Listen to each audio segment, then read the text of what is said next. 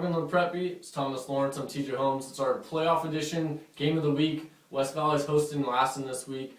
The Eagles right now are cruising. I mean, they're 9-1. They have one of the best running back combos in this section. Austin Clark, Brady Castman, both over 1,000 yards. Both have 15 rushing touchdowns this year. Really can't get better for a running back combo for a team like this. Those two both just playing some of their best football right now. And Lassen specifically has seen how dangerous those two can be. Lassen and then played earlier this year at the pasture. Lassen was up 2 touchdowns at halftime. Austin Clark was recovering from injury at the time, told the coaches, hey, put me at tailback. And he comes out and he runs a 68-yard touchdown first play of the second half. West Valley reels off 34 points. So Lassen knows how much those two can hurt you. Yeah, West Valley trailed earlier this season when they played 14-0 at halftime. Like you said, reeled off 34 unanswered points. 2 years ago they played in the playoffs in the semifinals, and Lassen knocked out West Valley in the semifinals. So you kind of have a feeling that Greg Grandel and his staff kind of want to get this one. You kind of get a little payback for that, get them rolling into the semifinals, where they can face either CV or Live Oak next week. The one thing I look at, a lot of people like to look at players, for impact players and everything this game. I like to look at the coaches with Lassen's Tom St. Jock. Then you got West Valley's Greg Grandel. Both these teams are among the active leaders in wins in the section history. So you guys have a lot of experience on both sides of the ball. And Grandel and St. Jock have been there and done that with Northern Section playoff football.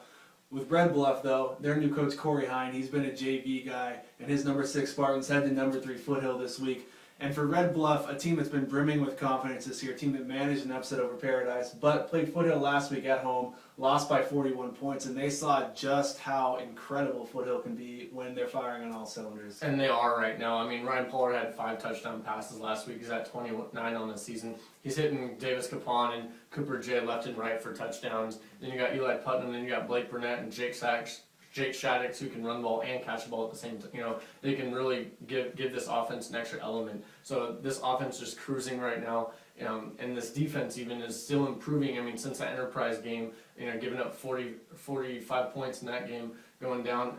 Now they give up only 7 points to the same Red Bluff team. Yeah, and Foothill's defense, their pass rush is something that's really improved this season. They got 4 guys with 5 sacks or more. But for Red Bluff, it's tough knowing that there's a mountain of overcoming that 41-point deficit. But I talked to Coach Corey Hine earlier today, and something he told me is that Red Bluff feels like it played possibly its worst overall game, or one of its worst overall games this season. Meanwhile, everything went right for Foothill. So with nothing to lose, is really nowhere to go but up on Friday night. Yeah, if I'm Red Bluff, I kind of pretty much forget everything about last week. I mean, except for what you're going to actually attack into this Foothill defense this week. You also got to think that Red Bluff didn't have their starting quarterback, Garrett Sandow, in the first half of that game. He comes in and he's in a passing situation right away, down 21 points to start the second half. So I feel like having him, your starting quarterback, back for an entire game, having that team leader like that is a big impact, for a playoff game like this. Yeah, it should be. And then the other Division I quarterfinal on Friday night is going to be number 5 Shasta heading to number 4 Chico.